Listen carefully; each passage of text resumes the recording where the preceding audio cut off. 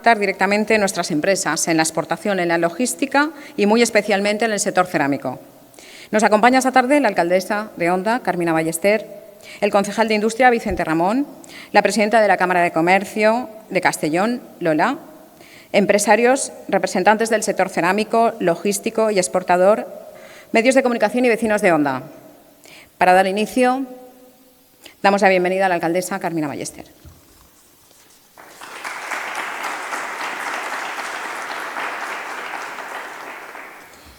Muy buen día a todos, muy buenos días a todos y bienvenidos a la fábrica de la Campaneta, uno de los lugares donde Onda empezó a conquistar el mundo con nuestra industria cerámica.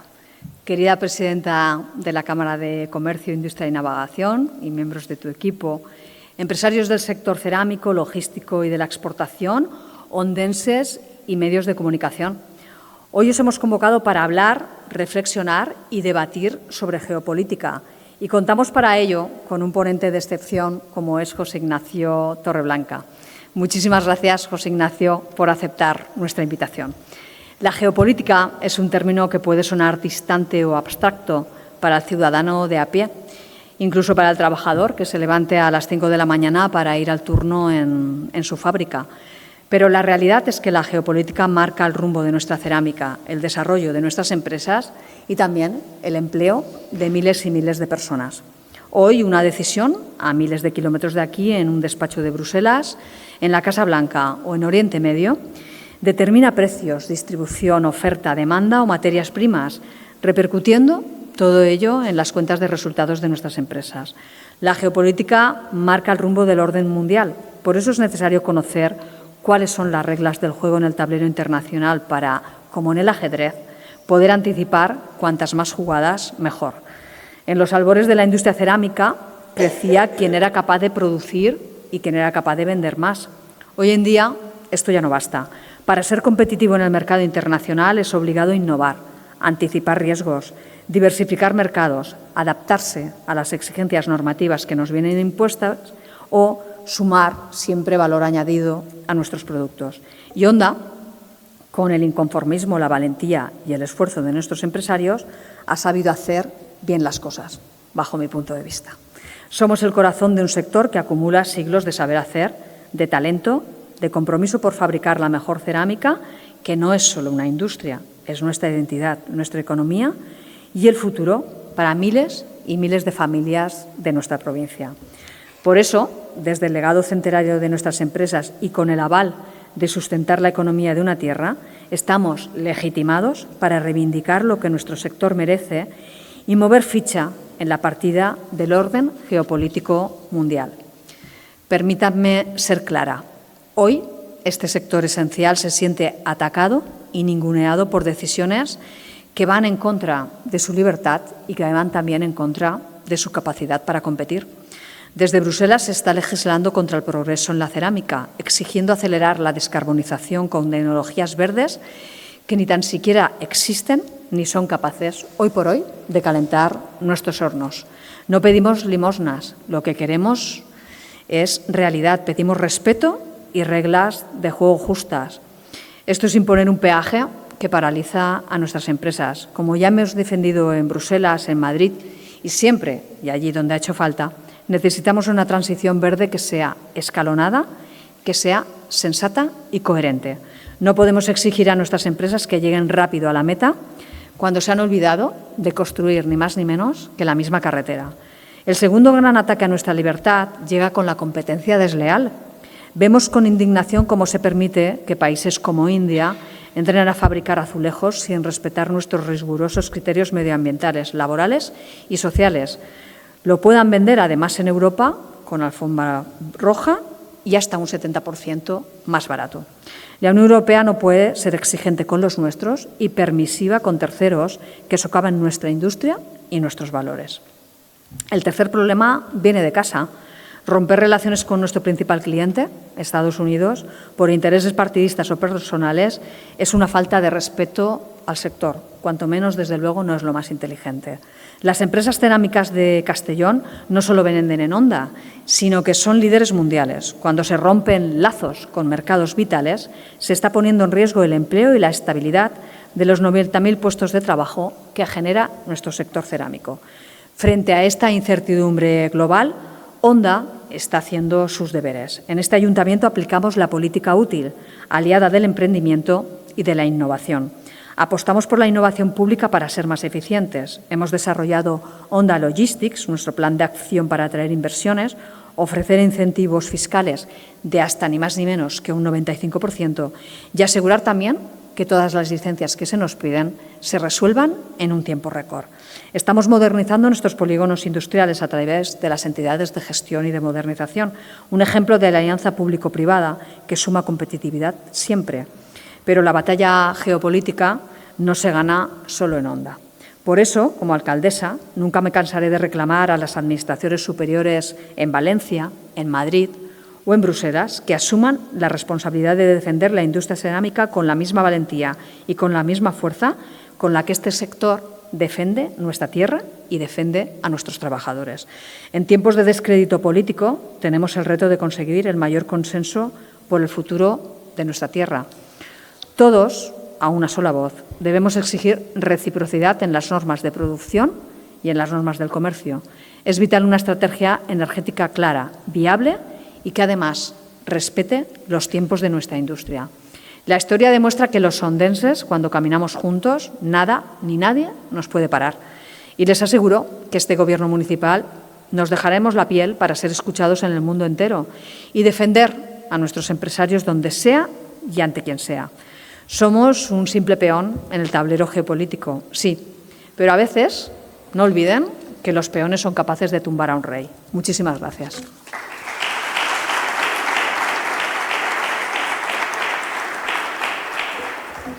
Muchas gracias, alcaldesa, por sus palabras.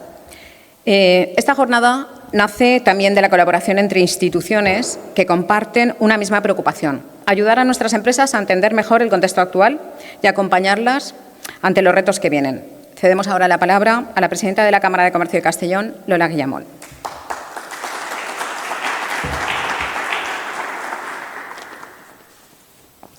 Molt bon día, buenos días.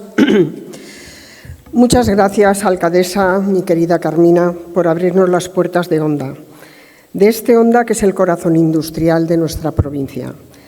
Si hoy estamos aquí, en la Campaneta, es gracias a la excelente sintonía y colaboración que hay entre el Ayuntamiento de Onda y la Cámara de Comercio. Carmina, a ti y a tu equipo, gracias por sumar siempre esfuerzos y siempre estar con nosotros.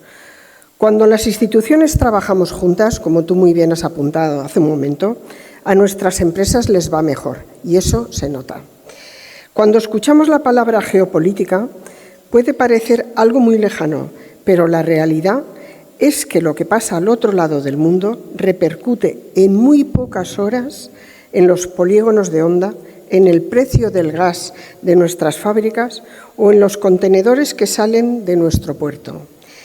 El mundo se ha vuelto muy complicado y las reglas del juego están cambiando a toda velocidad.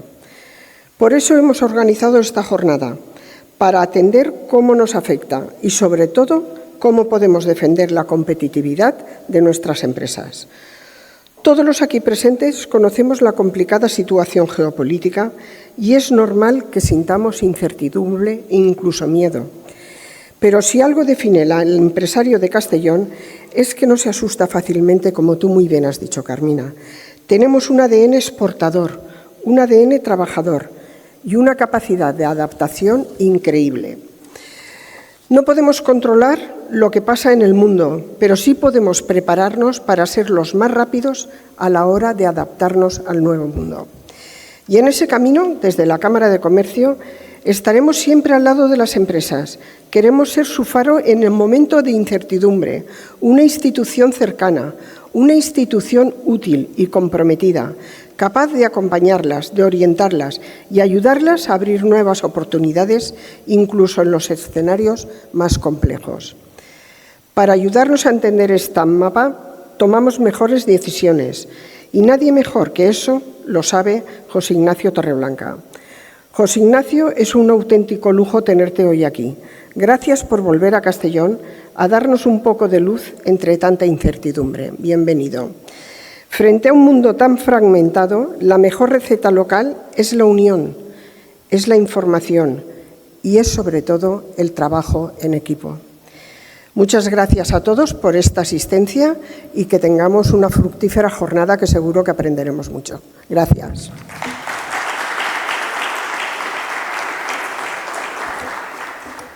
Muchas gracias, presidenta.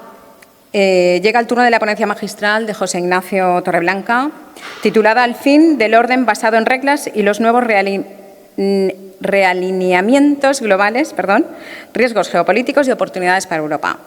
Profesor titular de la UNED, investigador principal para Europa en el Real Instituto Elcano y entre otras colaboraciones, un referente en España para entender la geopolítica y los grandes cambios del orden internacional. José Ignacio, cuando quieras.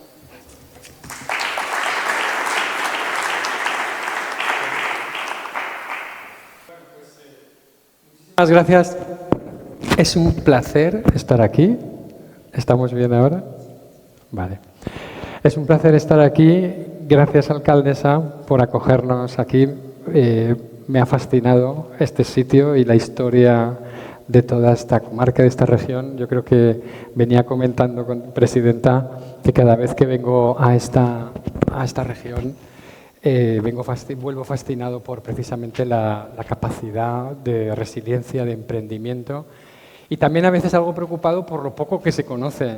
Muchas veces cuando uno no está en contacto con el mundo empresarial, lo poco que se conoce, lo mucho que se hace y lo bien que se hace en muchas partes de nuestro país y que contribuye de una forma totalmente decisiva al bienestar de otros tantos que disfrutan de ese bienestar muchas veces no sabiendo, ¿no?, cómo se genera y con cuánto esfuerzo y con cuánto sacrificio y con cuánta visión. Y la exportación es la validación precisamente de todo ese esfuerzo y toda esa competitividad, porque aquí todo el mundo sabe que no se regala nada en el mundo de ahí fuera, ¿no?, y que uno va ahí con sus capacidades y sus voluntades y sus esfuerzos, ¿no? Yo me dedico al análisis internacional y geopolítico en una organización que es el Consejo Europeo de Relaciones Exteriores, donde hemos abierto un programa de geoeconomía y tecnología, precisamente donde intentamos ver qué está pasando en el mundo, por qué los flujos económicos, comerciales, de inversión, monetarios, incluso migratorios, se están convirtiendo en instrumentos que se utilizan contra unos estados contra otros, ¿no? Y eso sí que nos dibuja un mundo radicalmente nuevo. Entraré ahora en intentar desgranar algunas de esas claves. En ocasiones, cuando hablo ante foros empresariales, me siento como el aguafiestas que trae malas noticias y alguno me dice: lo que tú cuentas es complementario con la inversión en antidepresivos y bebidas alcohólicas. Digo, bueno, pues a lo mejor algún sector empresarial se acaba beneficiando del análisis geopolítico, pero a pesar de que el mundo, y no creo que sea yo el que traiga las noticias de que el mundo ahí afuera está mal, me parece que hay razones de optimismo y además siempre pregunto a la gente cuando dice que están las cosas mal, digo, ¿cuál fue el año base? ¿Cuál es el año base de la observación donde te levantas por la mañana y estaba todo hecho y era fácil, ¿no?, y vivías en ese mundo, ¿no? Tendemos a veces a mirar hacia atrás con nostalgia, pero la verdad es que siempre se está sometido a esas situaciones.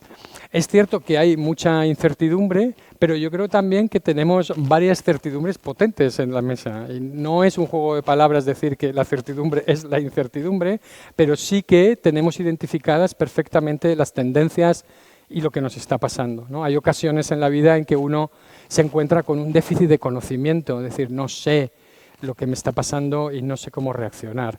Yo creo que nuestro paciente, digamos, europeo y global está bastante diagnosticado. Lo que nos falta, lo que nos falta es la voluntad y la capacidad precisamente de superar esos desafíos, y quiero por eso avanzo haciendo un poco de spoiler para no deprimiros durante la presentación, que sí que confío y que creo que hay motivos para confiar en que igual que esta región Onda y todo su entorno es resiliente, yo creo en la resiliencia también de la Unión Europea y en la capacidad de adaptación. Es un proyecto no solo, no lo quiero vender ni hablar de él en términos de ilusionante, es que es un proyecto necesario y es un proyecto sobre todo que no tiene alternativa. No por más veces que pensáramos cómo hacer las cosas juntos, podríamos intentar hacerlo mejor, como tantas veces en la vida, pero probablemente lo haríamos intentaríamos hacerlo con los mismos ingredientes, ¿no? Y por eso merece la pena preservar ese proyecto, no por razones, si queremos, ideológicas, morales ni nostálgicas, sino porque es la herramienta que tenemos para hacernos valer en el mundo con nuestros principios y a su vez los intereses. Justo hoy he publicado con mis compañeros del Consejo Europeo un papel donde hablamos de cómo resistir a la coerción estadounidense, ¿no? y donde hablamos de estrategias que tenemos que entender cómo manejar, lo señalabas, hay que ser fuertes, hay que saber manejarse en este nuevo mundo, hay que saber cuándo tienes que plegarte y mitigar porque no tienes la capacidad de responder, pero tienes que saber también que cuando te pliegas puedes invitar a la escalada por parte del otro porque puedes dar una imagen de debilidad y por eso en el trabajo hablamos de mitigar para comprar tiempo cuando eres vulnerable, para hacerte con el tiempo y el espacio para poder responder, pero ser capaz también de disuadir, de mirar tus fortalezas. Estamos en un mundo en el que por fortuna nadie es tan grande como para dominarlo por sí solo, sin ayuda de nadie, y como lo estamos viendo con el señor Trump, con el señor Putin, y si China también se dedica a abusar excesivamente de los demás, se encontrarán con límites. Por suerte, no vivimos en un mundo de poder absoluto donde los demás no tengamos agencia y tenemos que aprender a manejarnos ahí. Es difícil, sí, porque veníamos de otro mundo, veníamos de un mundo en donde uno no se imponía, y sobre todo los europeos no nos imponíamos por la fuerza a los demás, pero ese es, como dijo el alto representante Josep Borrell, tenemos que aprender a hablar el lenguaje del poder, y el lenguaje del poder ahí fuera es el que es, no lo hemos elegido, pero no podemos salir al mundo con una o con las dos manos atadas a la espalda a poder competir, ¿no? Entonces quería... Y luego escucharos también, haré esta ponencia porque nosotros, y por eso me encanta venir aquí, vemos las cosas a veces desde 4.000 metros de altura, pero cuando venimos aquí y vemos a la gente que está fajándose, que está trabajando, nos parece muy interesante. Yo desde la última vez que vine aquí invitado presidenta, y se lo digo muchas veces a mis compañeros en el mundo académico, digo, si te vas a una escuela de negocios y le pones a los alumnos el primer día y le dices, mire, le voy a dar una industria que quema cosas con gas ruso a 2.000 grados de temperatura, que saca las arcillas de Ucrania, que luego se va a Argelia a coger el esmalte y que va a vender a Estados Unidos, alumnos, poneros a trabajar en esto, se van de clase. Dicen, no, se ha pasado usted, profesor, esto no se puede hacer, esto me ha puesto un caso imposible, ¿no? Y esa es la realidad aquí de todos los días, ¿no? Entonces, quiero daros también las gracias porque aprendo mucho en estos encuentros y creo, y lo cito mucho con mis compañeros en toda Europa, digo, no hay nadie que haya decidido o no decidido ponérselo tan difícil, pero que sepa, y por lo tanto yo creo que las lecciones que vosotros tenéis son también muy importantes, ¿no? Quería que viéramos brevemente un poco qué es lo que nos pasa a los europeos en este mundo donde han desaparecido tres pilares esenciales que nos sostenían, ¿no? Que uno era, para vosotros, evidentemente, el tener una gran gasolinera, ¿no? Traernos 30-40% de nuestras importaciones de gas y petróleo con acuerdos estables a largo plazo, con, en su momento, muy poca incertidumbre geopolítica. Decidimos librarnos de las relaciones tóxicas geopolíticas de Oriente Próximo y del Golfo Pérsico para irnos a construir una relación de dependencia energética con Rusia porque pensábamos que íbamos a tener una relación estable y ese es el drama de lo que nos ha pasado, que la interdependencia nos daba la seguridad. Y sin embargo, nos hemos dado cuenta de que la interdependencia, cuando el otro al otro lado no mira las cosas igual que tú, es tu principal fuente de inseguridad. Y a partir de ahí dices, ¿autarquía o cómo me reorganizo? No, pues no, tienes que reorganizarte con interdependencias estratégicas.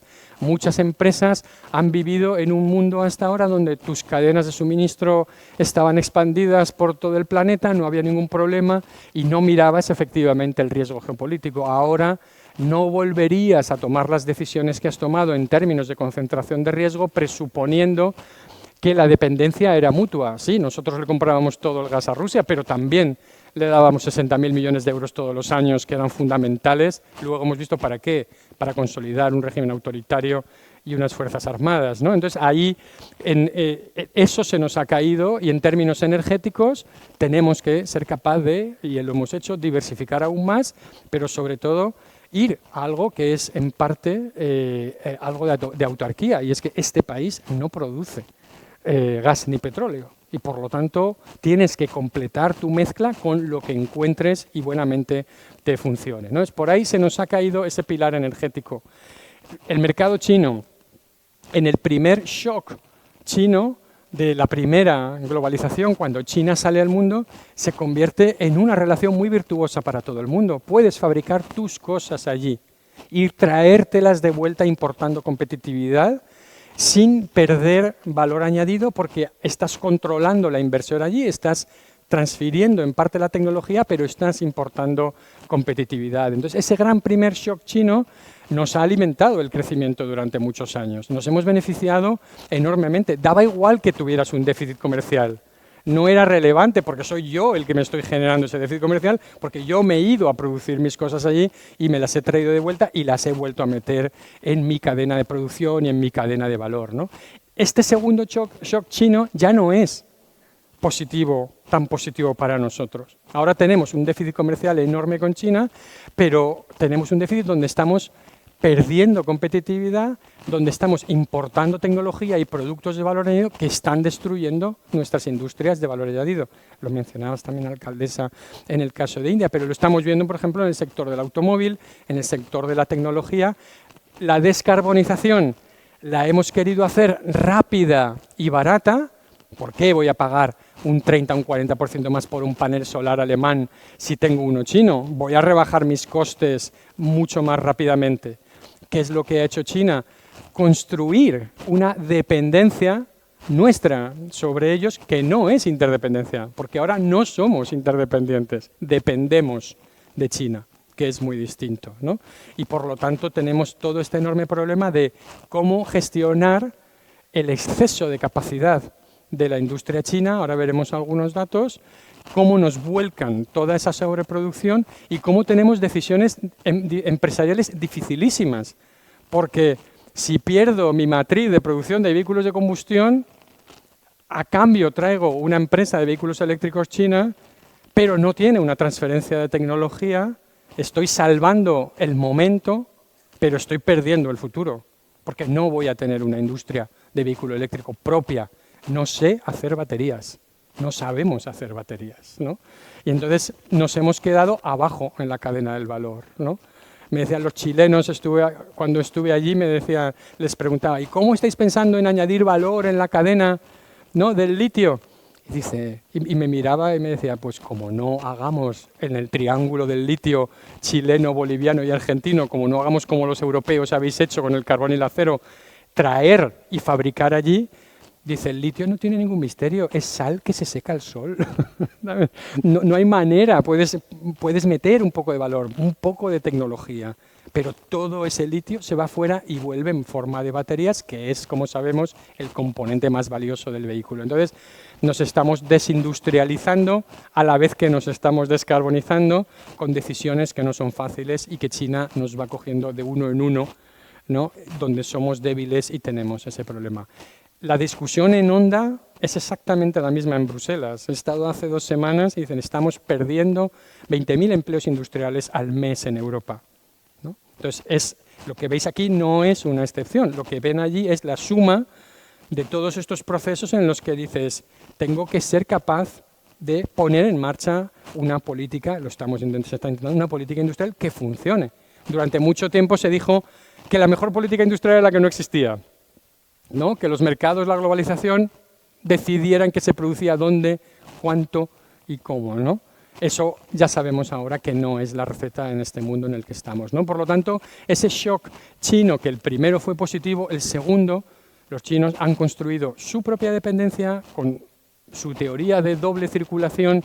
Voy a producir todo para mí internamente, me voy a quedar con la capa alta de tecnología y voy a exportar al resto del mundo. Y el otro elemento que teníamos era tecnología estadounidense, accesible, barata y sin condicionamientos.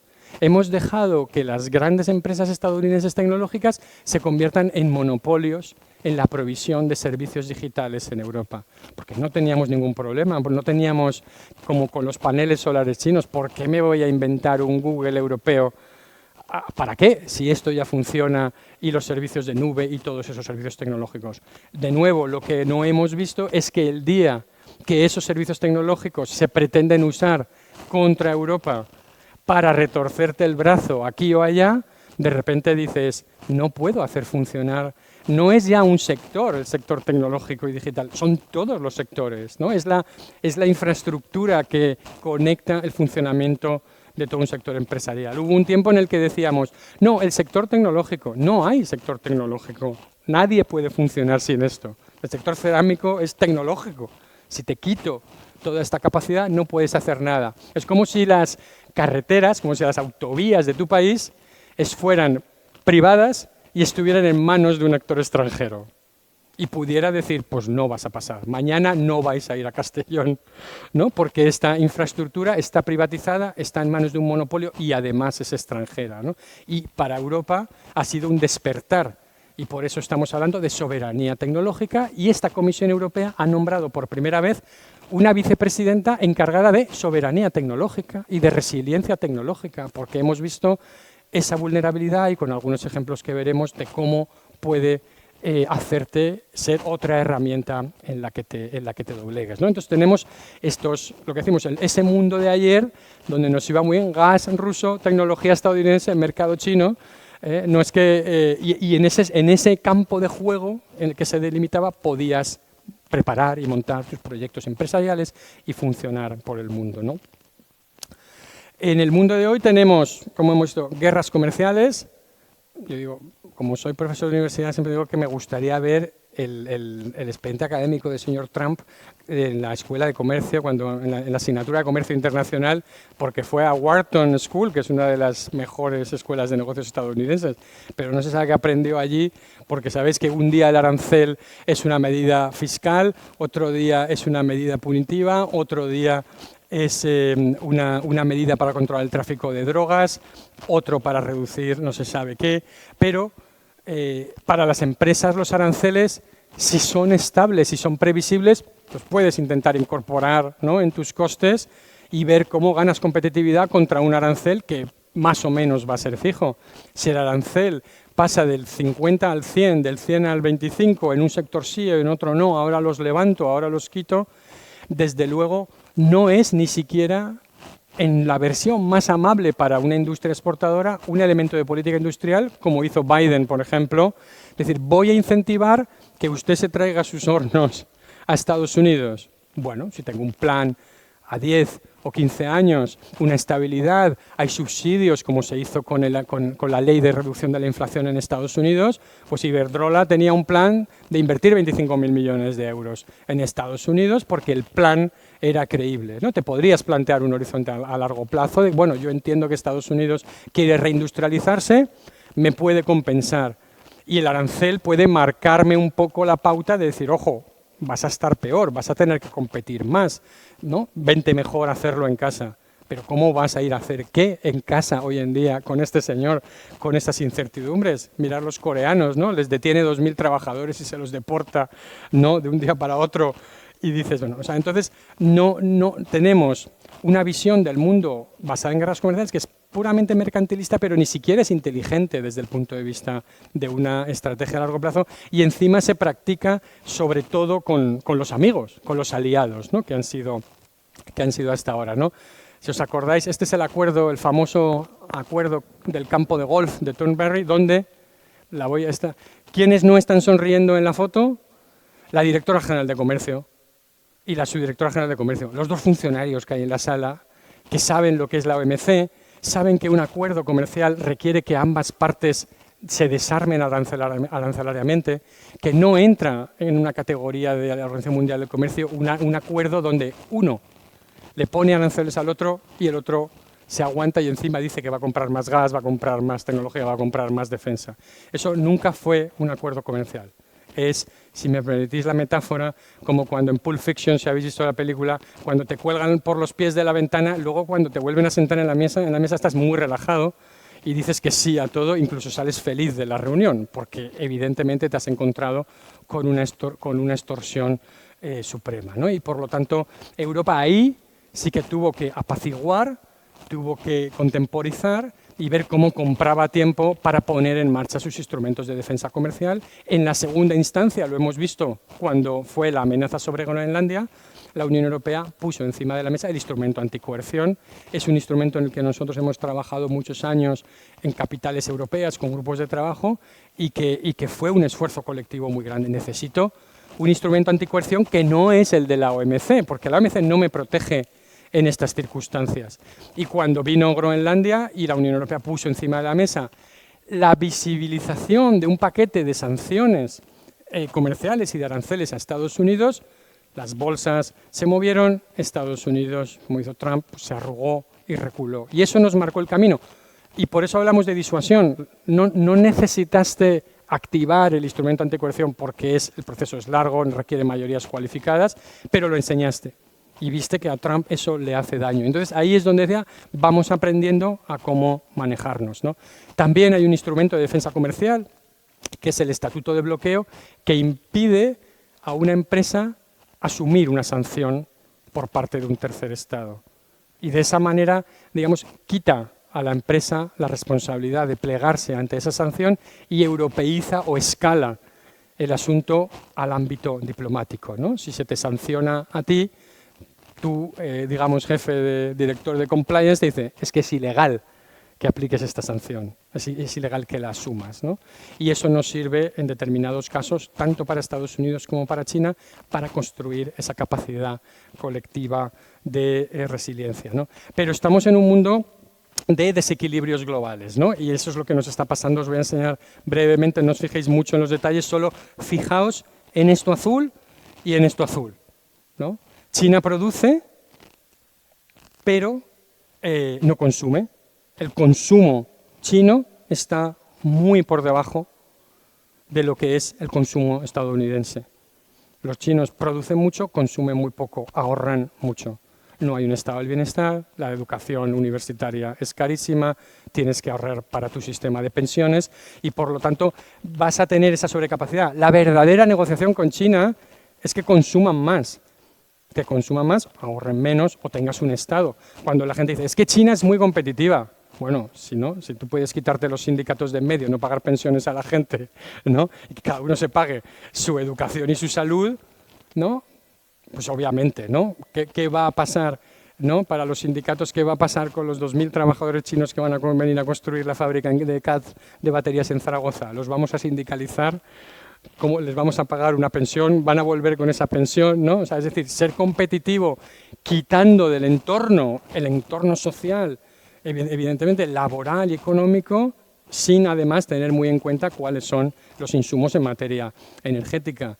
Puedes tener una fábrica de carbón alimentando una fábrica de baterías en China, ¿no? Y eso no es algo que luego vaya en la medida, ¿no?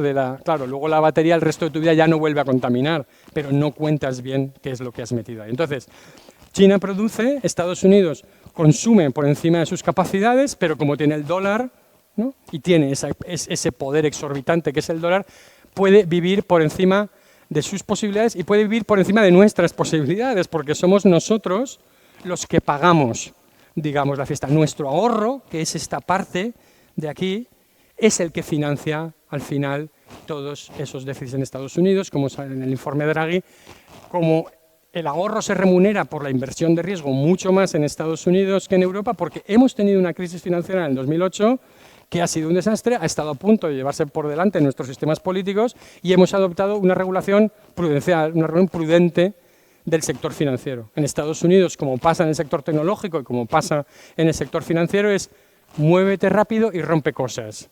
Ya, cuando rompes cosas es la economía global, como en el 2008, lo que ha roto, ¿no? Entonces, sí, muchas veces los empresarios en Europa se quejan de que el sector financiero es muy duro, de que el préstamo es escaso, de que los criterios de riesgo, Y probablemente tengan razón en mucho de esto, pero en el otro lado, la desregulación absoluta estadounidense, claro, hace muy atractivo mandar el capital a Estados Unidos, pero si se cae esta burbuja de inteligencia artificial que tenemos en este momento, donde todo el crecimiento de Estados Unidos se está sosteniendo sobre las inversiones masivas en inteligencia artificial y concentrado, además, en un número muy pequeño de propietarios y de accionistas, o sea, Estados Unidos crece mucho, pero eso no se está redistribuyendo.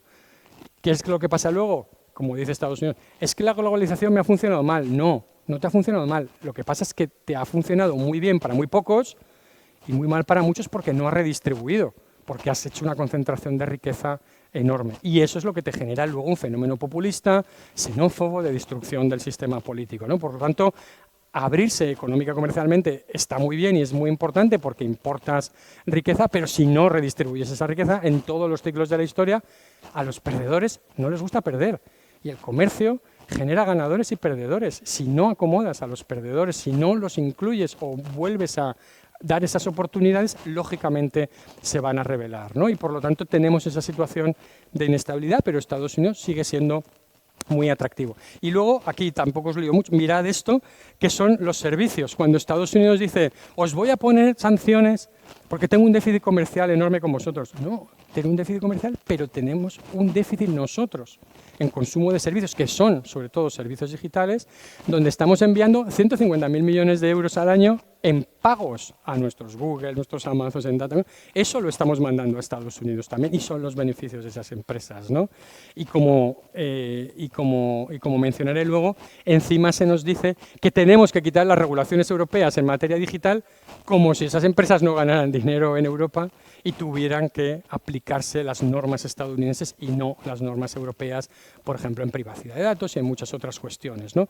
Por lo tanto, estamos en esos desequilibrios donde Europa parece un poco el pagafantas, ¿no? Si me permitís la expresión, de esta, digamos, fiesta un poco a veces y de esta competición entre Estados Unidos y China, y por eso tenemos que encontrar ahí nuestro hueco, ¿no?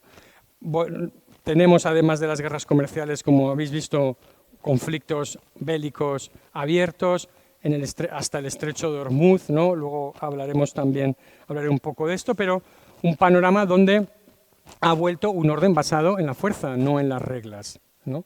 Y donde, como dice, si habéis leído el libro este de Harari, que está muy bien, que escribe unas cosas que son muy interesantes, dice, la visión dominante de Trump es que los conflictos existen porque los débiles no se rinden, porque no se someten, porque no entienden que son débiles, porque no tienes suelo. ¿Por qué Ucrania, como le dijo en aquella famosa rueda de prensa en la Casa Blanca Zelensky? Pero te has mirado, ríndete, ¿no? Dale tu territorio, dale un 20% de tu territorio, no te resistas, eres débil, ¿no? No hay ningún principio en esa aproximación, ¿no? Entonces, ese es un mundo que se parece, lo mencionamos mucho, al mundo prácticamente de Atenas y de Esparta. Parece que hemos vuelto a las guerras del Peloponeso, donde se decía, los fuertes hacen lo que pueden, los débiles lo que deben, ¿no? Y por lo tanto te tienes que empezar a manejar en un mundo donde lo que escuchamos son desacoplamientos, áreas de influencia y todos estos procesos de sanciones y vulnerabilidades, con la destrucción del fin del derecho humanitario, como hemos visto en Gaza, en el conflicto con Irán, realmente la apertura a un régimen de proliferación nuclear donde países van a empezar a pensar que lo único que te puede asegurar es el arma nuclear, porque es lo que le funciona a Israel, es lo que le funciona a Corea del Norte, pues hagámonos con armas nucleares, ¿no? Que es una muy mala idea para salir del paso, ¿no? Y luego está de nuevo la aparición de la doctrina Monroe en América Latina, de América para los americanos. No voy a entrar mucho, y si queréis hablamos luego también de cómo hablamos de guerras híbridas, porque el espacio de conflicto se ha ensanchado muchísimo, ¿no?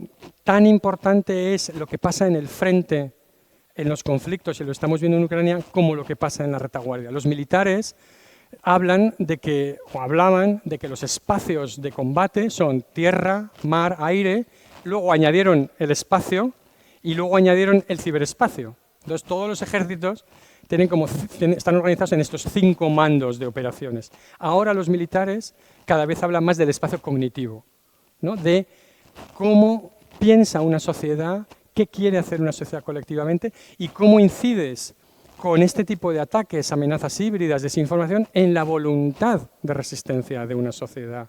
Porque al final eso es lo que quieres debilitar. Lo que los ucranianos han demostrado a Rusia es que no es tanto las capacidades que tengas como la voluntad de usar lo poco que tengas para resistirte. Y por lo tanto, la mejor guerra que ganas es la que no luchas porque el otro decide no luchar. Y entonces, todo ese especie de acogotamiento sistemático que hacía Rusia sobre Europa con pequeños atentados, que está contratando a gente en Telegram, a jóvenes que ni siquiera saben que le está pagando, deja este paquete no sé dónde y luego había un explosivo, y pagándole en cripto, todas estas cosas que siembran un poco la idea de que estamos todos en peligro, de que la guerra no es algo que pasa allí, de que los ciudadanos no podemos pensar ya de que, bueno, oye, yo me gasto, pues como todos, si yo pago mis impuestos para una policía, pago mis impuestos para unas fuerzas armadas, pues con el 2% de mi PIB hay unas fuerzas armadas donde hay unos señores que son profesionales que me defienden, ¿no? No, lo que se busca es que eso vaya al ámbito social, lo hemos visto con los ataques de drones y todo eso. Eso tiene una implicación también para las empresas y es que la resiliencia de las empresas y la capacidad de las empresas de contribuir a sostener la seguridad es mucho más potente y es mucho más importante, porque ya no es que, digamos, des armas a los que están en el frente, sino que tengas industrias, sociedades que sean resilientes. Y eso va también por la construcción de infraestructuras, por el aseguramiento de infraestructuras, ¿no? La red de carreteras, de autopistas interestatales en Estados Unidos la hizo Eisenhower. Es decir, que al final ahí se fusionan los elementos militares y los civiles en construir resiliencia social. Los suizos son los que han sido siempre pioneros en esto, entender que la seguridad es cosa de todos y no unos pocos, ¿no? Y eso tiene implicaciones a largo plazo porque, como hemos visto en Rusia, en Irán, los conflictos ahora son muy costosos para el que ataca, son más baratos para el que defiende y, por lo tanto, merece la pena, necesitas tener esa resiliencia, ¿no? En guerras tecnológicas también, Estados Unidos y China están en una guerra fría por el control de la tecnología. Esta frase de jardines pequeños, vallas altas, que a mí me gusta mucho usar, es del consejero de Seguridad Nacional de Biden, ya en su momento, donde dice, para China tenemos jardines pequeños, vallas altas. En ese jardín vamos a poner la inteligencia artificial, la computación cuántica y los semiconductores. Y dices, bueno, pues eso no es nada pequeño, o sea, eso es el futuro, ¿no? Es como si todo el futuro lo someto a un control de exportaciones con licencias y voy mirando caso por caso qué te puedo vender. Y eso nos plantea a los europeos, precisamente también por esa dependencia digital, el no caer precisamente en esa confrontación entre Estados Unidos y China, en ser también de nuevo los que paguen los platos rotos de esa confrontación. Porque en una revolución industrial no pasa nada si llegas tarde, ¿no? La electricidad no se inventó aquí, pero te ha llegado y has podido innovar sobre la base de eso, ¿no? No se ha podido negar, al principio el barco de vapor sirvió para someter a países, pero enseguida todo el mundo se hizo con esa tecnología, ¿no? Y hubo una electrificación de todo el mundo. Pero imaginaos que tienes una revolución industrial donde se te prohíbe el acceso a la electricidad, porque es un factor político, geopolítico, que va a hacer que seas más potente militarmente. Con la inteligencia artificial está pasando eso, eso es lo que Estados Unidos ha intentado, y con los semiconductores, con los microchips, ha intentado exactamente lo mismo. Voy a denegarle a China un acceso a esto porque va a crecer demasiado rápido y va a querer desafiarme. ¿Qué pasa con esas sanciones? Que no siempre funcionan, a veces te hacen más inteligente. No hay nada como que te quiten algo como para que te lo fabriques tú mismo. Como consecuencia de esas sanciones, China está desarrollando sus propios modelos de inteligencia artificial, más baratos, sus propios semiconductores, y está intentando medirse con Estados Unidos. Pero sí que hay ahí una rivalidad donde una empresa europea, que es ASML, si habéis oído hablar de ella, que es neerlandesa, está en el centro de la cadena de suministro de toda la producción de microchips mundiales, porque son los litógrafos, son los que tienen la tecnología para quemar el microchip y hacerlo esto. Entonces, Europa tiene una capacidad crítica que es la dueña del cuello de botella, pero no se atreve a utilizarla selectivamente para decir, tú no me chantajees, porque sí que tengo, como decía Trump, que no tenía cartas, ¿no? Los europeos tenemos algunas cartas en muchos sectores que son muy punteros tecnológicamente, pero nunca los hemos visto ahí. porque al empresario normalmente no tiene o no está invitado a participar en una cultura de seguridad nacional donde se vea cuáles son los activos que tiene que pueden ser relevantes para sostener también esa rivalidad y el bienestar colectivo, ¿no? Quería que vierais, venía leyendo, hay un artículo corto sobre este libro que es, y lo resumo muy rápidamente, que es ¿qué ha pasado con las grandes transiciones de poder que ha habido en el mundo a lo largo de la historia? A lo largo de la historia ha habido 16 transiciones entre imperios, desde el Portugal y España, cuando entra, todos los demás son más o menos de la media, etcétera, pero la idea es que con Alemania, Japón, China, Francia, Alemania, Estados Unidos, etcétera, la Guerra Fría, hasta llegar a nuestros días. De las 16 grandes transiciones de poder que ha habido en el mundo hasta la fecha, 12 terminaron en guerra y 4 no lo hicieron, ¿no? O sea, y por eso viene y volvemos a hablar de algo que hasta el propio Obama y Xi Jinping discutieron a raíz de este libro en una cumbre y luego lo hablaron en público, de una cosa que se llama la trampa de Tucídides, que es cuando Esparta ve a Atenas crecer y la aplasta antes de que llegue a alcanzarla, ¿no? Y desde entonces se configura esa idea de la trampa de Tucídides cuando tienes una potencia emergente y una potencia establecida, ¿no? Entonces, más allá de los detalles, podéis mirar el artículo, está publicado también en castellano, pero más allá de los detalles, lo que importa ahí es, justo cuando estás cerca y cuanto más te acercas, cuáles son las percepciones y cómo te pueden llevar esas percepciones a tomar decisiones equivocadas. Eso no quiere decir que Estados Unidos y China estén condenados a la guerra, no es determinista, pero puedes tener una mala lectura de las señales que te da el otro. Puedes decir, ahora es débil, mejor aprovecho ahora porque cada año que pasa juega en contra de mí. O China puede decir, voy a aprovechar este momento de debilidad de Estados Unidos mientras están en el caos, ¿no? Y por eso esas negociaciones, esa cumbre que visteis entre Xi Jinping y Donald Trump fue tan importante porque ahí están los dos señalizando cuáles son sus intenciones. Quiero que me confirmes que nunca vas a apoyar a un Taiwán independiente, que no le vendas armas, ¿no? Si das esa señal, por un lado, generas condiciones de estabilidad, pero también puedes darle a Xi Jinping la señal de que Estados Unidos no va a ir a una guerra por Taiwán y por lo tanto es el momento de completar el proyecto, digamos, colectivo en China de reunificar el país, porque Taiwán no es como Ucrania, no es un Estado independiente, es soberanía china, siempre ha sido parte de China. Entonces, ese conflicto por Taiwán, donde Estados Unidos mantiene una política que se llama de ambigüedad estratégica, no tiene una garantía de seguridad, Taiwán no tiene una garantía de seguridad estadounidense, de nuevo porque la ambigüedad es mejor, porque si le das una garantía de seguridad, a lo mejor son ellos los que provocan el conflicto con China y no se moderan pensando que Estados Unidos va a venir a defenderte siempre, ¿no? Entonces ahí estamos siempre en un mar de ambigüedades que es psicológico, con de nuevo una operación militar que sobre Taiwán es complicadísima y sería costosísima para China, pero donde un bloqueo es posible y nos puede pasar como con tener de nuevo otro estrecho de Hormuz en un sitio donde se producen el 80% de los microchips del mundo. Que de nuevo dices, ¿quién tuvo la maravillosa idea de poner toda la producción de microchips del mundo enfrente de un país que dice que este país le pertenece, ¿no? Pero ese era el mundo en el que vivíamos, esas eran las decisiones empresariales, ¿no? Y de ahí, como una serie de cerezas, pues salen todos esos conflictos que tienen China y Estados Unidos por controlar lo que ellos llaman esta cadena primera de islas, porque Estados Unidos quiere tener a los chinos encerrados, digamos, en el continente y no dejarlos salir al mar, y por eso Taiwán es el pivot esencial de esa cadena de seguridad que pasa por Japón, que va por todo el mar de la China meridional, y si se pierde Taiwán, aquí está Okinawa, si se pierde Taiwán, Estados Unidos se tiene que retirar, digamos, su marina, se tiene que retirar a toda esta zona ya como Guam y luego Hawái. Entonces, por lo tanto, hay una tensión ahí por Estados Unidos, China quiere salir al mar y Estados Unidos contenerla adentro, y una serie de tensiones por todos estos atolones que hay en medio que China reclama para sí, no voy a entrar mucho en ello. En tecnología lo he mencionado brevemente, este es el poder en capitalización bursátil de las empresas estadounidenses.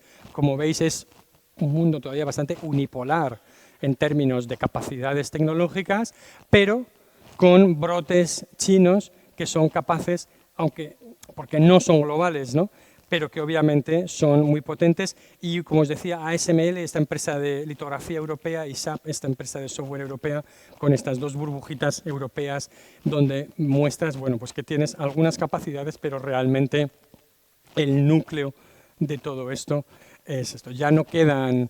La única otra gran empresa que queda en esta categoría es Aramco, la compañía saudí del petróleo. Ya no quedan empresas grandes. Y si esta imagen la veis de los años 80, eran todo empresas de gas y petróleo y sector financiero, ¿no? Era la banca, los servicios, los seguros y el petróleo, ¿no? La economía se ha ido completamente ahí.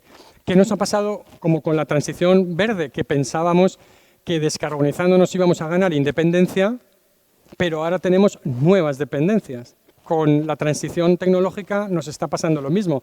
La gente dijo, uy, pues me voy a librar del Golfo Pérsico, de todos los dictadores del planeta, porque esto va a ser digital, la gente que esto es virtual.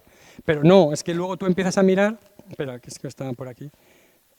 Tú empiezas a mirar y tienes los cables submarinos que pasan por el Estrecho de Suez, que pasan por el Estrecho de Gibraltar, que pasan por los mismos puntos de choque. Todos los semiconductores que vienen de Taiwán y luego la minería. Porque la gente, claro, cuando tú miras, ¿no?, la gente está mirando en un móvil y hablando de la nube. No, esto es minería pura y dura. Y entonces estamos volviendo a descubrir la importancia de la minería en una Europa que había abandonado por completo la minería, ¿no? Ahora os enseño. Fijaos, las tierras raras, que es con lo que China ha conseguido parar en seco a Estados Unidos. China ha estado construyendo una capacidad minera en tierras raras que son esenciales para el desarrollo tecnológico, como son ellos. Estratégicamente dijeron, yo quiero ser soberano. ¿Y cómo soy soberano? Ahora lo veremos en el caso europeo. Desde arriba hasta abajo de la pila de tecnología, desde el satélite hasta el mineral.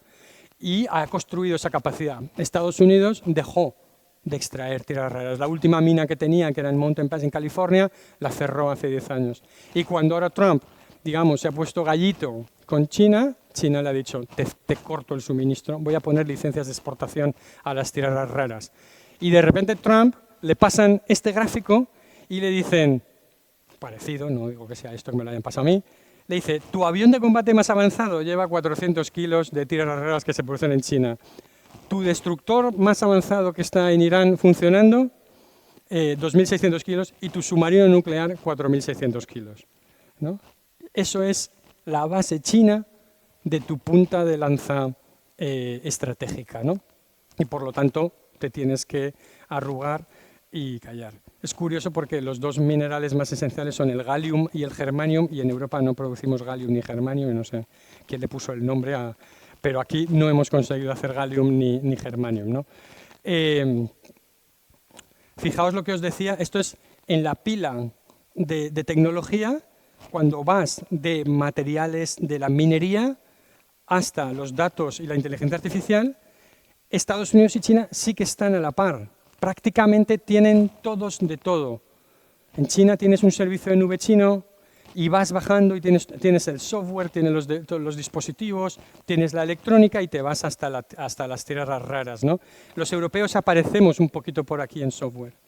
Y entonces el reto, y por eso se está hablando ahora mucho, se llama del Eurostack, de la pila europea de tecnología. La semana pasada la Comisión Europea presentó una revisión de su estrategia de soberanía tecnológica, y por eso se está hablando de, si lo habéis leído estos días, de la ley de aceleración industrial en el ámbito europeo, de cómo aceleramos la producción de microchips, cómo aceleramos la producción de servicios digitales europeos, en servicios de nube y en todas estas cuestiones, ¿no? Como me quedan 5 minutos, voy a saltar rápidamente, para que luego podamos ir al debate,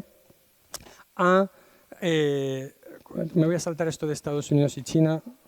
Quería que simplemente un comentario sobre Hormuz. Estados Unidos ha perdido esta guerra. Ha perdido porque no la ha ganado, ¿no? Como Rusia en Ucrania. Cuando un grande se mete con un pequeño, solo con que el pequeño no pierda ya ha ganado, y con que tú no ganes ya has perdido, ¿no? La guerra de Vietnam, militarmente, todos los analistas dicen que concluyó en el año 68, cuando Estados Unidos vio que no podía ganar esa guerra, pero firmó en el 74 el acuerdo de paz. ¿Por qué Trump está todo el rato diciendo, ha dicho, creo, el último recuento era que ha dicho 33 veces que el acuerdo de paz era inminente para mantener, lógicamente, a las bolsas y los precios del petróleo abajo y que eso no se le suba al surtidor?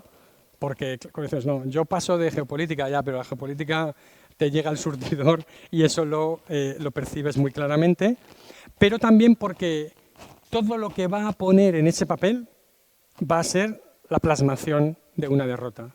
Porque los objetivos con los que entró en esa guerra no los va a conseguir y va a quedar muy expuesto cuando vea que Irán no va a soltar el programa nuclear, que no va a renunciar a su programa de misiles, que consigue o quiere asegurar que sus milicias y sus aliados en Líbano sigan en pie, pudiendo hostigar a Israel cuando sea necesario.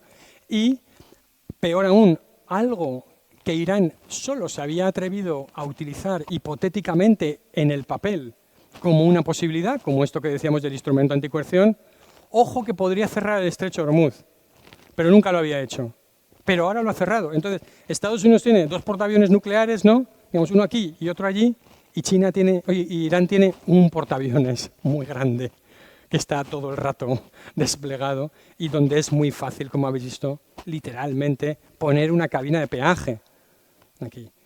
¿Y cuál ha sido el punto débil de Estados Unidos? No ha sido el punto militar, porque podría, en teoría, haber escoltado a los barcos. El punto de nuevo ha sido algo que Estados Unidos no había contado, y es la aseguradora Lloyds, que es la que tiene el monopolio del aseguramiento de los fletes marítimos en el mundo, cuando la aseguradora dice no aseguro a nadie que pase por aquí. Y todavía los iraníes simplemente habían pasado ametrallando un par de barcos. O sea, no necesitaste, como en la guerra, en la primera reunión, en la segunda, mandar submarinos a hundir miles de toneladas, porque tienes mercados globalizados. Y cuando una aseguradora dice no cuentes conmigo, porque no voy a asegurar, una cosa es que pueda perder la carga, otra cosa es que pueda perder el petrolero y otra cosa es que lo haga de forma masiva. Ninguna empresa aguanta eso, ¿no? Entonces, esto es la idea precisamente de guerras asimétricas y de buscar esas capacidades asimétricas, ¿no? Nunca luchar en el terreno de tu oponente, sino en el terreno donde él no quiere y tú eres más fuerte, ¿no? Y por eso en Hormuz tenemos eso. Concluyo y luego sacamos alguna cosa para el debate, ¿no? Con las cosas que estamos haciendo en el ámbito europeo, para acabar con una nota un poco de, si queréis, más animada. Estamos aprendiendo a resistir la coacción de Estados Unidos, poco a poco. Cuando vino Groenlandia, los daneses, en el fondo, nos enseñaron el camino, porque los daneses no pretendieron hacer creer a Estados Unidos que les iban a derrotar militarmente. Simplemente les dijeron, el coste va a estar por encima de 0. A lo mejor es 0,0001, pero ya no es lo mismo darte un paseo y hacerte con Groenlandia que entrar en un conflicto. Las bolsas de nuevo se pusieron nerviosas, etcétera, etcétera, ¿no? Entonces, ¿cómo manejas esos elementos de construir tu coacción? Como hablaba antes, unirse ante China con esa política industrial. Tenemos desde el año 23 en Europa una estrategia de seguridad económica que tiene 3 Ps: proteger nuestra industria, promover partenariados con otros. Estamos viendo, a pesar de esos elementos que señalabas, alcaldesa, del acuerdo con India, pero los europeos estamos intentando recablear la globalización para mantener por lo menos un ámbito en el que podamos seguir tratando y hablándonos entre nosotros, entre los que queremos seguir funcionando con un orden basado en reglas. No tenemos multilateralismo, pero tenemos minilateralismo. Los canadienses eran los ultradependientes, ¿no? Dicen, no, yo soy... Y un día Estados Unidos le dijo, pero si eres una provincia de Estados Unidos, ¿por qué no? ¿Os acordáis que a Carney le llamaba gobernador, le llama al primer ministro, ¿no? Entonces, hay mucha gente, todo esto está provocando una serie de realineamientos globales donde los más débiles se agrupan para hacer peso y seguir funcionando juntos. Y por eso Mercosur, el acuerdo con Australia, con India, con Canadá y la regionalización de esos acuerdos con ese polo europeo que intente mantenerlo. Estamos hablando de introducir una preferencia europea en compras sensibles en sectores estratégicos, para crear mercados europeos donde no los tenemos en tecnología. Es muy difícil entrar en un mercado cuando está el 90% copado. Estamos empezando a hablar de compras públicas de tecnología, por ejemplo, ¿no? En las administraciones públicas, para intentar dar vida a un sector, porque los europeos innovan mucho, pero es muy difícil escalar y no tienes el apoyo, por ejemplo, del mercado en compras públicas. Sabemos, y sabéis todos vosotros también perfectamente, que el mercado interior es verdad un poco por las mañanas, pero luego a lo largo del día por la tarde sigue siendo muy difícil muchas veces. Hay muchas barreras en el mercado europeo para hacer cosas que deberían ser muy fáciles de hacer. He hablado ya de invertir en tecnología. Hay un debate obviamente sobre cómo defendernos con menos Estados Unidos, en el mejor de los casos, cómo defendernos sin Estados Unidos, en uno un poquito peor, y en el peor de los casos, cómo defendernos de Estados Unidos, ¿no? Y eso te va graduando también de nuevo el comprar tiempo, y para eso es necesario europeizar la OTAN y, como decía, extender los acuerdos comerciales. Si queréis, seguimos hablando. Espero que os haya resultado interesante y con mucho gusto respondo a vuestras preguntas. Muchas gracias.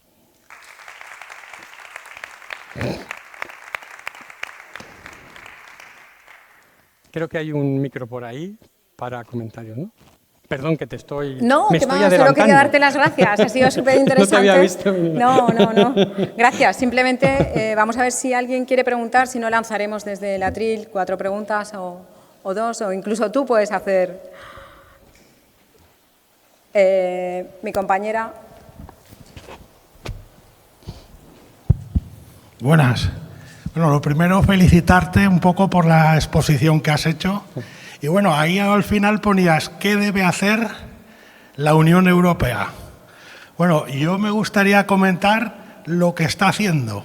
Y hablo ya un poco de lo que nos influye como ondenses. Y como todos, como ya hemos dicho, nosotros al final vivimos, comemos, mantenemos una familia gracias a la cerámica. Y por eso quería ahondar en qué está haciendo la Unión Europea. La Unión Europea, de momento, aprovechando que el Papa está por aquí, es más papista que el Papa. Y de salida nos exige cumplir a lo que es el sector cerámico una serie de normativas que están muy bien, medioambientales, por supuesto que lo compartimos, que se cumplan los derechos de los trabajadores, por supuesto, no podía ser menos, pero claro, nos lo piden a las empresas europeas, a las empresas de fuera no. Entonces, no estamos jugando con las mismas cartas. A nosotros el metro cuadrado de porcelánico nos cuesta 18 euros y tener porcelánico en el puerto de Castellón cuesta 7 euros. Es totalmente injusto. Entonces, pues bueno, el Ayuntamiento de Onda, fuimos la primera administración pública de la comunidad en ir a Bruselas a demandar esta injusticia, porque es así, de la mano de la Cámara de Comercio. Después fuimos con otras administraciones, incluso de la mano de representantes italianos, y en Bruselas, pues bueno, las noticias que nos llegan no son muy positivas. Luego has comentado un acuerdo con la India. El acuerdo con la India, en resumen, es vamos a vender coches alemanes y aquí que entre lo que quiera. Claro, nosotros el azulejo indio en Kuwait y en Arabia Saudí no lo podemos controlar, que nos están haciendo polvo. Pero bueno, en Europa pues podíamos poner algún tipo de barrera, pues a cambio de 4 coches alemanes a sacrificarse los azulejos. Y además de todo esto, si no era poco, en la tasa de descarbonización, pues hay estudios que dicen que puede costar al empresario entre un 50 y un 60% del beneficio. Claro, al final una empresa no es una ONG. Una empresa necesita ganar unos recursos, entre otras cosas, para pagar a los trabajadores. Entonces, claro, llegado a este punto, pues ves que el empresario que tanta imaginación le pone y que tanto lucha y que tampoco duerme por las noches, pues se lo estamos poniendo muy difícil, pero muy difícil nosotros mismos. Entonces, yo te quería hacer este planteamiento para ver si tú también un poco, por tu experiencia, ves por dónde podíamos tirar, porque la cosa, desde luego, nos la están poniendo difícil. No, efectivamente, o sea, en la mayoría de los sectores que tienen, ¿no?, ese consumo tan intensivo de energía, ha pasado esto, pero también con esos problemas hacia afuera, ¿no? En la legislación, en la legislatura anterior europea, hubo como una gran galopada en descarbonización y en políticas que buscaban algo que en principio es lo que vosotros sugerís o lo que sugieres, que es que nuestros estándares también se le impongan al otro o se le pidan, si no quiere que no venga, pero si viene que sea con los estándares. Entonces, todas las directivas de cumplimiento de criterios medioambientales en deforestación, en todas estas materias, en la legislatura anterior hubo un gran acuerdo entre las grandes fuerzas políticas europeas para precisamente decir, hacemos este arreón, digamos, de descarbonización, pero luego con el resto del mundo exigimos un mecanismo de ajuste de carbono en frontera, de estándares medioambientales y estándares laborales, ¿no? Y ahí estaban desde los verdes hasta los populares, ¿no? Ha habido, como habéis visto, un cambio radical en el panorama político europeo, donde ha habido muchas fuerzas políticas que han interpretado la revuelta, ¿no?, contra esa agenda como una necesidad de rebajar los estándares en lugar de hacerlos efectivos para todos, ¿no? Y ese es el debate. Y ahí es donde yo creo que nos hemos quedado colgados un poco a mitad de camino. Porque dices, bueno, esa nueva coalición que está desarmando el Pacto Verde, ahora ya no se habla de Pacto Verde, no se habla de Green Deal, se habla de Pacto Industrial. Pero esa coalición que está más escorada hacia la derecha, de donde se han salido, en la mayoría de los casos, verdes, liberales y en muchos casos, verdes y socialistas, se ha escorado hacia quitar esas normas, pero eso va muy lento, ¿no? Yo ahí pienso humildemente que tenía cierto sentido haber seguido exigiendo, porque tú ya las estabas cumpliendo. No es lo mismo no poner una norma que cuando ya la tienes hacer a la gente ir hacia atrás, ¿no? Entonces ha habido esa revuelta. Y en los acuerdos precisamente comerciales con otros, ahora no estás exigiendo eso cuando, en mi opinión, tenías que haberlo seguido exigiendo. Ya no estamos en un mundo donde nadie mira los estándares laborales, los estándares medioambientales y los estándares y los fitosanitarios, por supuesto, y los de salud, ¿no? Tienes derecho a exigir eso para quien entre en tu mercado. Entonces nos hemos quedado en una situación un poco intermedia donde parece que se ha dado la razón que esa era una agenda anticompetitividad. Yo creo que no lo era. Hay muchísima innovación. Una cosa es que te asfixie la regulación medioambiental, pero también lo sabéis que la regulación medioambiental te ha obligado a innovar muchísimo, a ser mucho más competitivo. Lo único que quieres es que sea el campo de juego el mismo para todos, pero si tú ya tienes una ventaja comparativa porque eres más innovador, lo bueno sería que la aguantaras. Cuando Airbus le está ganando a Boeing porque nuestras normas le han hecho hacer los aviones más ligeros y que tengan mayor alcance y el combustible más limpio, yo creo que no tiene mucho sentido echar para atrás. Lo que sí que tienes que decirle es al señor de Boeing, pues vas a pagar un impuesto por tu avión cuando entre Europa o tu combustible, ¿no? Pero he estado con las cámaras en Canarias hace poco, les pasa, ¿cómo descarbonizamos un puerto? ¿No? ¿Y qué es lo que está pasando? No, que los barcos que van para Europa tienen un nivel de azufre distinto de los que van para abajo. Hombre, esto no tiene mucho sentido, ¿no? ¿Sabes? Porque es que esto va todo luego al mismo sitio, ¿no? Entonces, claro, nunca hemos calentado un planeta 2 grados, ¿no? Esto, vosotros sabéis mucho de calentamiento, pero cógete un planeta, caléntalo 2, que sobre 13,5 es un porcentaje importante. O sea, llevamos 2 millones de años consumiendo combustibles fósiles, ¿no? Y ahora hemos decidido que los científicos nos dicen que por encima de 2 ellos no se responsabilizan y además no sabemos cómo van a ser esos efectos porque se pueden abrir muy rápido, ¿no? Yo creo que hay una certidumbre en el fondo en el entorno europeo. Otra cosa es cómo la ajustes políticamente y cómo la ajustes empresarialmente. Pero esa transición energética está para quedarse y creo que hay muchas empresas, vuestro sector es verdad que es muy difícil, ¿no?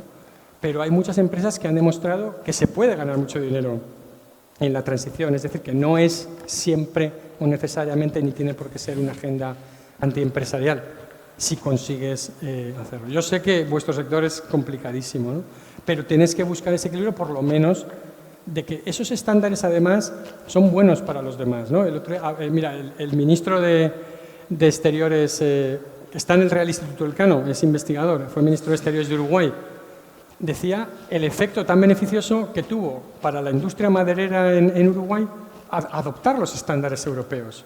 Dice, porque eso no era ya solo sobre la madera, dice, es que era sobre las horas de trabajo del conductor, del camión que lo llevaba, sus chequeos de salud laborales, su edad de retiro, ¿no? Y si llevaba un cinturón en el camión o un chaleco amarillo para no estar protegido por un accidente. Dice, al final, dice, es que me están imponiendo una norma desde fuera, ¿no? Pero es que eso ha generado una industria también más competitiva, ¿no? Entonces, yo no creo que, aunque se nos acuse muchas veces de que somos neocolonialistas porque imponemos esos estándares, dice, bueno, yo no te lo impongo, elígelo tú. Pero nosotros también hemos descubierto que esos estándares son buenos para nosotros. Nosotros no los... Yo creo que humanamente la mayoría de los estándares laborales y medioambientales que tenemos los hemos adoptado porque pensamos que van a ser buenos para nosotros a largo plazo, ¿no? No solo porque nos hayan puesto una pistola en el pecho. Entonces, todos esos acuerdos comerciales deberían ser una buena oportunidad para ser exigentes precisamente en eso, ¿no? Y en ese sentido tienes toda la razón, ¿no? De que no puedes rebajar esos estándares, ¿no? Gracias. ¿Alguna pregunta? ¿Alguien? ¿No? Lanzo yo una. ¿Sí? ¿Cuál dirías que es el principal riesgo que debería tener en cuenta una empresa exportadora en su radar?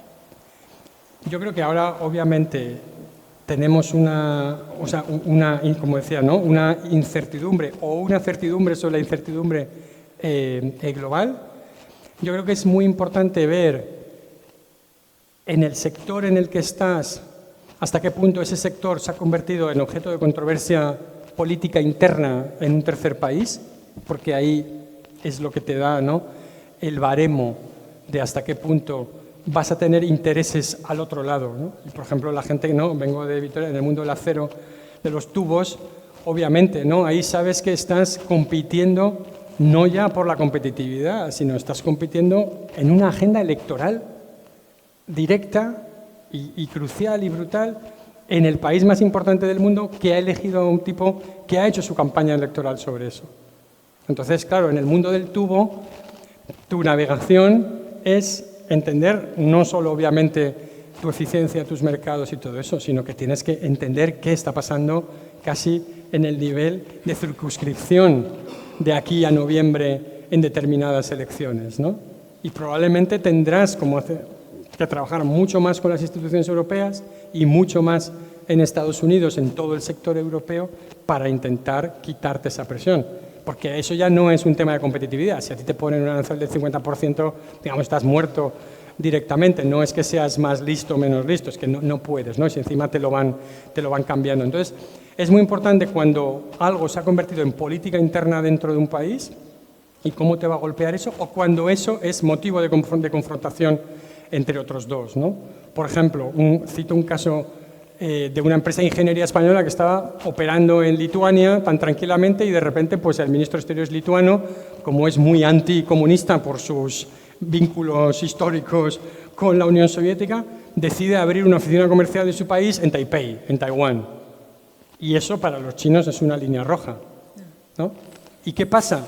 Que de repente empresas españolas que están operando en Lituania se encuentran con una sanción, sin comerlo, digamos, ni beberlo. Y dices, oye, ¿por qué, no?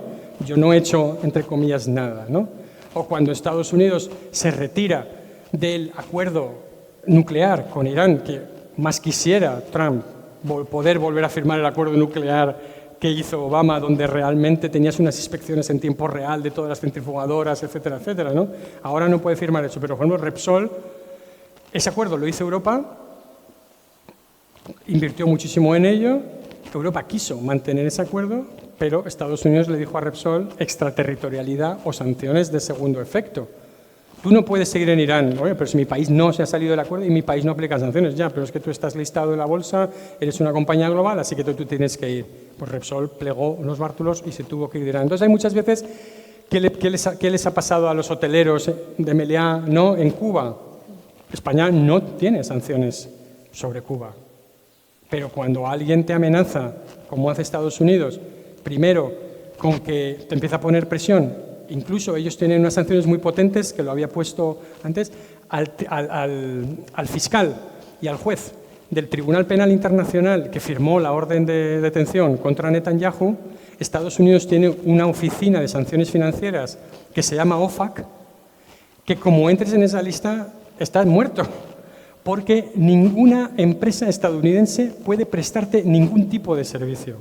Entonces, el juez del Tribunal Penal Internacional que firma la orden de detención de Netanyahu, porque Francia y los países han firmado el Estatuto de Roma de persecución de crímenes y delitos internacionales, pues el tipo pues firma esa orden, pues es su trabajo, como cualquier juez internacional. Y al día siguiente no le funciona Visa, no le funciona Mastercard, no le funciona Google, no le funciona Microsoft, no le funciona Expedia, Booking, no sé qué. Entonces, el tipo felizmente más analógico ahora mismo del planeta, que solo puede tomar vino y queso francés, que a lo mejor es un buen plan de retirada, pero tu vida se vuelve muy complicada cuando entras en una lista de sanciones. Y si veis la lista para las empresas navegar, ¿no? Y vosotros lo sabéis, la lista de sanciones que hay, personales, por un lado de unos países y de otros, porque ni siquiera están muchas veces coordinadas. La Unión Europea tiene a gente sancionada que Estados Unidos no la tiene, y al revés. Y Naciones Unidas tiene sanciones, ¿no?, que tampoco otros las aceptan, ¿no? Entonces, navegar ese mundo es muy complicado porque te puedes de repente dar un susto. Cuando la empresa de las zapatillas, Adidas, firmó, se le ocurrió en Alemania, porque vinieron unas ONG y le dijeron: ¿me firmas esta alianza por el algodón limpio, sostenible y basado en derechos? Y dijo: hombre, claro, ¿cómo no voy a firmar yo eso? Porque mis consumidores alemanes, obviamente, pues están a favor de que el algodón y los tejidos no se hagan con mano de obra esclava y no sé cuántos. Bueno, Adidas, como eso implicaba a los uigures en China, la web de Adidas desapareció. O sea, Adidas no se podía encontrar ninguna tienda en los mapas, en su Google chino ponías Adidas y no existía, ¿no? Entonces estás en un mundo donde te haces daño y buscas las debilidades de cómo sancionar a empresas con sanciones que no están contempladas ni recogidas en ningún marco legal, pero tienes que llamar a tu Estado o a tu gobierno para que te ayude, porque la OMC y el derecho internacional no te va a asistir en nada. Entonces tienes que escanear muy bien, ¿no?, las políticas internas y esas confrontaciones. Muy bien, muchas gracias. ¿Alguien más quiere...?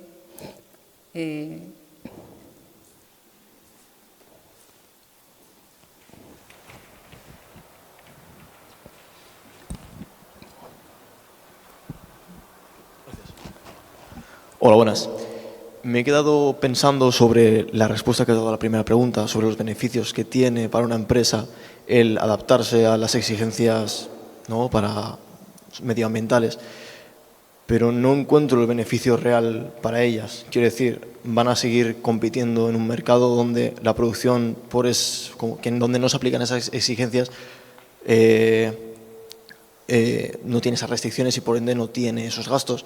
Entonces está muy bien que las empresas, como logro, ese sí que es un beneficio, el adaptarse y el desarrollar pues nuevas tecnologías para adaptarse a ellas, eso va a suponer un coste para esas empresas a nivel de inversión, a nivel de desarrollo, lo cual va a suponer que vendan ese producto más caro para poder recibir beneficios.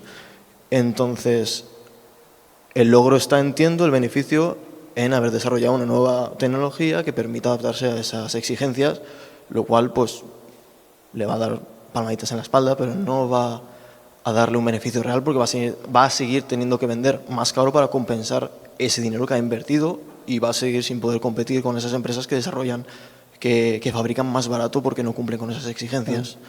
¿Dónde está el beneficio real? Efectivamente, si no hay reciprocidad y tienes asimetría, vas a absorber ese coste, obviamente, ¿no?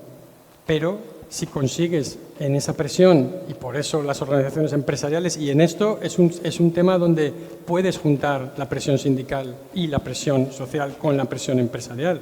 Digamos, toda la representación de intereses de los sectores en Bruselas, en muchos de estos casos hay muchas empresas que están alineados con las confederaciones de sindicatos, porque obviamente ellos también quieren mantener el empleo y se dan cuenta de que con esos regímenes no los vas a mantener si no consigues reciprocidad.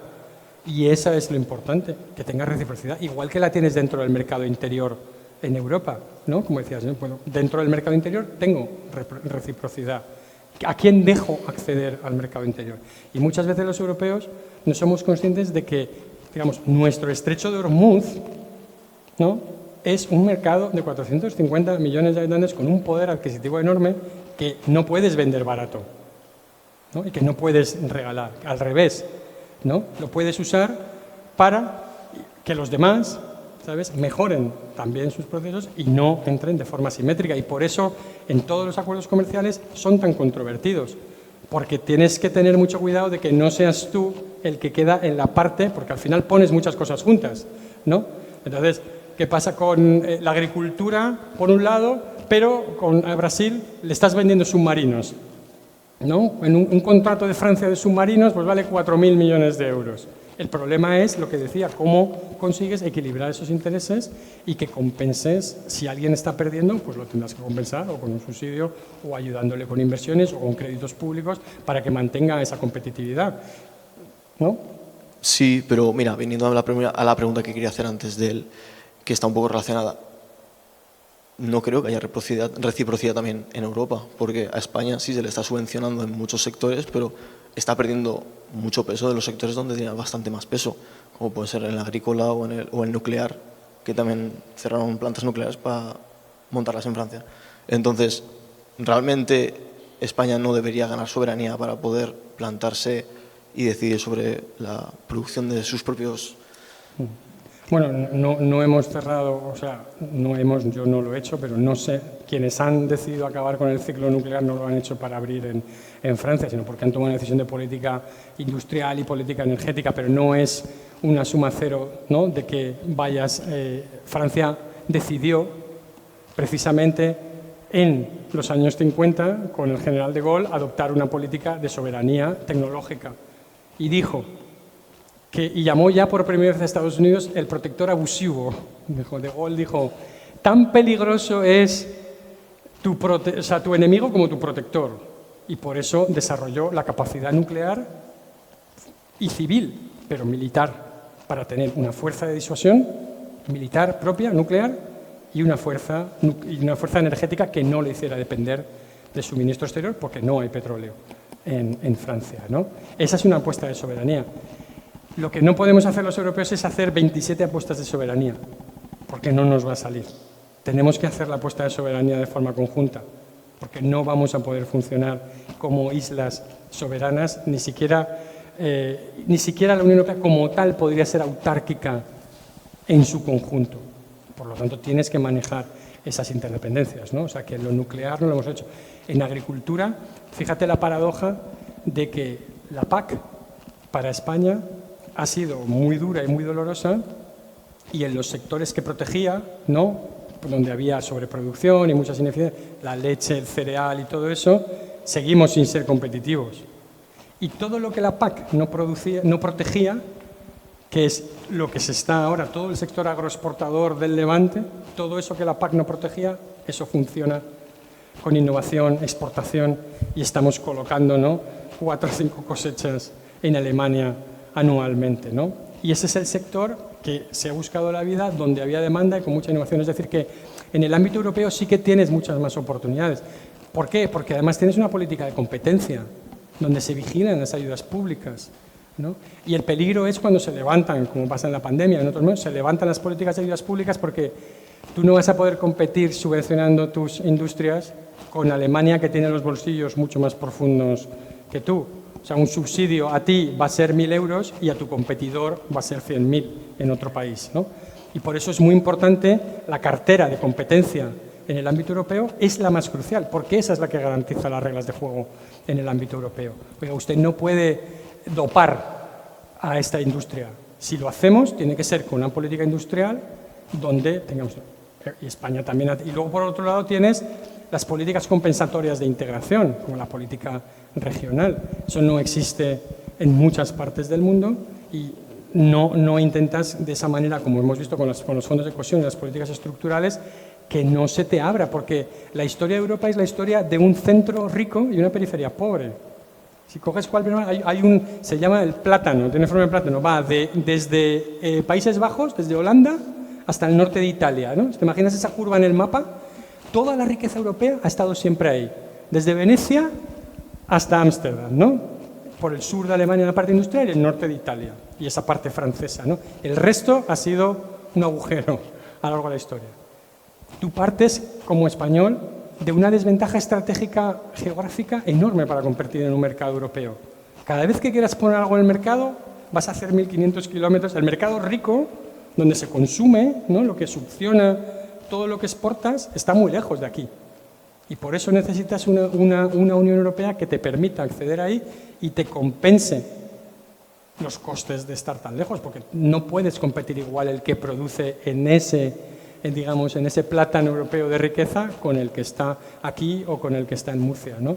Entonces, las políticas españolas en la Unión Europea siempre han ido a buscar esa compensación de cohesión, de política regional, y se ha conseguido. De hecho, la Unión Europea es ahora menos desigual entre ellas que muchos estados dentro de ellos. O sea, Italia sigue siendo muy desigual entre el norte y el sur porque no ha habido políticas, y en cambio España está mucho más cohesionada y a su vez dentro de la Unión Europea mucho, ¿no? Porque Italia sigue siendo, como ahí el Estado pues no funciona, el norte sigue siendo muy rico y el sur sigue siendo muy pobre. Y como tienes la capital en medio, pues más o menos ahí se bandean, ¿no? Pero España ha tenido una política de cohesión y eso ha sido muy importante en el ámbito europeo. Entonces, la Unión Europea es no solo nuestro mercado, es, digamos, nuestro techo y tiene que ser también nuestro escudo para muchas cosas, ¿no? Pero eso funciona por agencia humana, porque la gente presiona, se moviliza, protesta, ¿no? El futuro no está escrito, pero no es buena idea, en mi opinión, ir hacia atrás en eso, porque no vas a exportar más. Mira lo que han hecho los británicos con el Brexit, ¿no? El absoluto gatillazo que ha sido el Brexit de voy a controlar, voy a tener mis normas, no sé qué, y ahora están pidiendo armonización regulatoria, que reconozcamos sus normas, ¿no? En la Unión Europea, esta botella de agua, que no sé si habrá venido de muy lejos, sí, Benasal. Esto en Polonia se abre y se bebe. No pasa por un control sanitario. No hay un laboratorio polaco que la abra, la huela, la beba, la ponga en un microscopio, le haga un test y diga es apta para el consumo en Polonia. O sea, el reconocimiento mutuo en la Unión Europea ha creado un mercado por el cual lo que es legal, y eso se hizo ya en los años 60, ¿no? Lo que es legal en un Estado tiene que ser legal en el otro dentro de esa norma europea. Y tú no puedes pedirme un certificado sanitario en polaco para vender esta botella de agua allí, ¿no? Entonces eso es muchas veces la parte invisible, ¿no? del proceso europeo, que es como un iceberg, ¿no? Ves la parte de Bruselas, una décima parte, pero hay 9 décimas partes ahí que son fundamentales, ¿no? Y esto empezó, si eso ya es anécdota histórica, empezó con un licor francés que se llama Cassis de Dijon, que es un licor que tenía 13 volúmenes, que estaba por debajo, creo que tiene 14, que estaba como por encima del vino y por debajo del licor, ¿no? Y los alemanes que decían, esto no es un licor, porque los licores, como somos alemanes, tienen que tener 40 volúmenes. No se puede vender aquí, no hay casilla para marcarlo. Y consiguieron que se reconociera un producto que no existía en otro país, ¿no? Entonces, eso lo hemos hecho con el tabaco de mascar finlandés, cuando entraron los finlandeses, y con el cacao en polvo. El colacao no se podía vender en Europa hasta que España entró porque no existía, ¿no? Y eso, o sea que el mercado interior es nuestro estrecho Ormuz, es nuestra fortaleza, pero por eso decir, no se lo puedes regalar a nadie fácilmente y tienes que tener, como decía, una política industrial. Cuando se decía, la mejor política industrial es la que no existe, salga usted allí y búsquese la vida. Un momento, ¿con qué me busco la vida? ¿Con el trabajo esclavo de otros? ¿Contra qué tengo que competir, no? ¿Con deforestación? Pues no, obviamente, con estándares, ¿no? Gracias.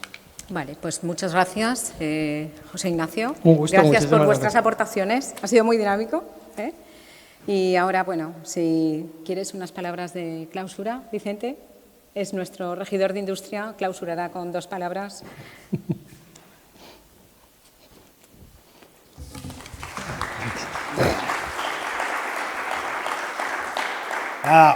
Un minutito, sobre todo agradecer a todos los empresarios, a todos los representantes, porque bueno, hemos aprendido mucho de geopolítica, agradecer a José Ignacio, agradecer, como no, a la Cámara de Comercio, gracias Lola por estar siempre con el Ayuntamiento de Onda. Y bueno, al final se trata de seguir luchando, lo tenemos complicado, pero bueno, mucho ánimo, sabéis que el Ayuntamiento de Onda lo tenéis de la mano para lo que haga falta, no me canso de decirlo, cada vez que nos vemos podéis contar con nosotros para lo que queráis y bueno, en definitiva, que vaya todo muy bien y muchas gracias.